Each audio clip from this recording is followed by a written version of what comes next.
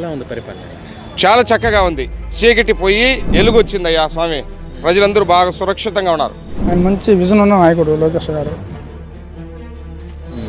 తెస్తారు కూడా అందుకు నమ్మకం ఉంది లోకేష్ బాబు మీద. రోడ్లు అధ్వాన స్థితి నుంచి ఉపయోగించుకునే స్థితికి ప్యాచప్ చేసి గవర్నమెంట్ చేస్తుంది. చాలా బాగుంది.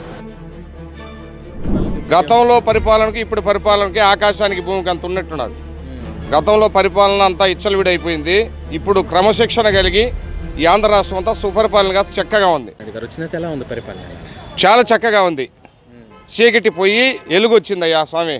ప్రజలందరూ బాగా సురక్షితంగా ఉన్నారు. బాగుంది. దుర్మార్గం గతంలో పరిపాలనకి ఇప్పుడు పరిపాలనకి ఆకాశానికి భూమికి అంత ఉన్నట్టున్నది. గతంలో పరిపాలన అంతా ఇచ్చలవిడైపోయింది. ఇప్పుడు క్రమశిక్షణ కలిగి ఈ ఆంధ్ర రాష్ట్రం అంతా సుపరిపాలనగా చక్కగా ఉంది. అంటే రాష్ట్రం చీకటి రాజ్యం వెళ్తుంది, రెడ్ బుక్ పరిపాలన సాగుతుంది అంటున్నారు కదా. రెడ్ బుక్ అనేది ఎవరు వాళ్ళు ఏం చేయలే కదా. రెడ్ బుక్ ముఖ్యం కాదు. పరిపాలన అనేది బాగుంది. ఎవరైతే ఏదన్నా చేస్తారో ఎక్కువగా చేసి ఓవర్ యాక్షన్లు చేసి ఇబ్బందులు పెడతారో వాళ్ళకి రెడ్ బుక్ అనేది వర్తిస్తుందని చెప్పారు. సంక్రాంతి లోపు చంద్రబాబు నాయుడు రోడ్లన్నీ పూర్తి చేయాలని చెప్పడం చేస్తున్నారుగా. మొత్తం జరుగుతున్నాయి. రూరల్లో కూడా మేము ప్రతి రూరల్ సిటీ అర్బన్లో అన్నీ తిరుగుతూ ఉంటాము. మాకు పరిశ్రమలు ఉన్నాయి. Nook and corner also they are doing.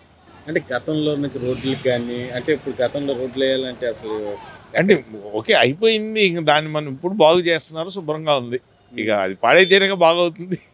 అది జగన్మోహన్ రెడ్డి గారు ఇచ్చిన హామీలు ఇంకా అమలు చేయలేదు. ఇప్పుడు ఇచ్చినవి కూడా చిన్న చిన్న పథకాలు ఇచ్చి ఏదో ఇచ్చేసామని మాట్లాడటంపై మీరేమంటారు? రాష్ట్ర ఖజానాను ఖాళీ పెట్టి వెళ్ళినప్పుడు గత గవర్నమెంట్ అప్పుల పాలు చేసి వెళ్ళినప్పుడు దాన్ని గాడిలో పెట్టాలంటే మన రాష్ట్ర ముఖ్యమంత్రి వారికి కొంత సమయం పడుతుంది.